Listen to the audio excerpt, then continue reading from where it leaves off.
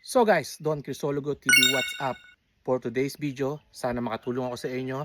May papakita ko na talagang makakatulong, lalo na kapag meron kayong garden at hindi nyo siya napupuntahan araw-araw na para diligan, ay baka ito ang kailangan nyo.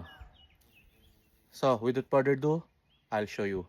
Ito nga pala, nakabili ako sa Amazon ng solar.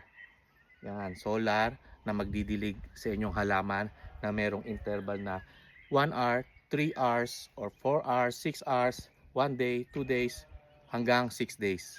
Yan, magkukusya siya magdilig. Kailangan nyo lang bumili nito sa Amazon. Only €55. Pero kapag nag Black Friday, may sale pa. Okay? Mamili na kayo. Marami iba-ibang klase. Pero ito yung napili ko. Kaya itong papakita ko sa inyo.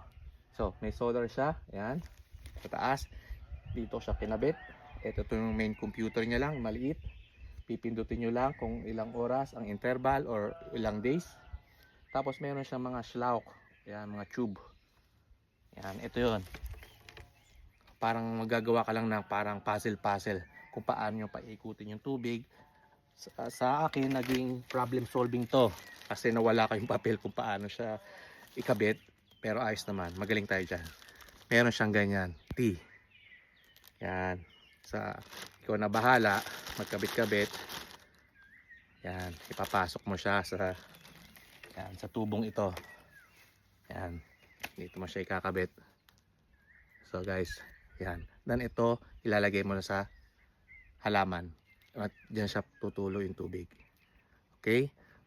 Para pagdugtog-dugtungin, ito ang kailangan natin. Yan, kaya puzzle siya guys.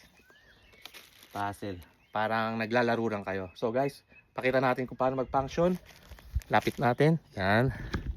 Ayan, solar natin. Yung computer na sasabi ko. Ang kailangan nyo ng tubig.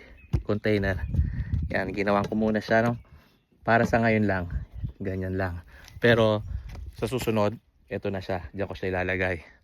200 liters kasya dyan na tubig. Ito lang nilagay ko ngayon. Tinesting ko. Yan, meron siyang sensor. May sensor siya guys. Pag ubos na, nararamdaman niya yan. Ayan, narinig nyo, tumunog. Kasi nilabas ko yung sensor. Pasok ko uli. Yan, pinasok ko na. Ayos, naramdaman kagad. Na-detect kagad ng computer. Ito naman yung kumukuha ng tubig. Hinihigop dito. At ilalabas dito. Papunta dyan. So, bahala na kayong mag-design kung paano siya ikakabit. Sa akin, ganyan ko siya ginawa. Ayan. Ito nyo naman. Parang puzzle lang. Sinaksak ko siya doon. Ito. So, try natin uli. I-off muna natin. Kung nakikita nyo. Off natin uli. So, i-on natin.